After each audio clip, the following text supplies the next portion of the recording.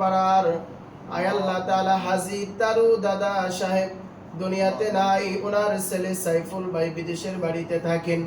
সাইফুল ভাইয়ের পক্ষ থেকে আমাদের এই হাজীবাড়ি মাদ্রাসার ছাত্রদের জন্য আজকের ইফতারের ব্যবস্থা করেছেন।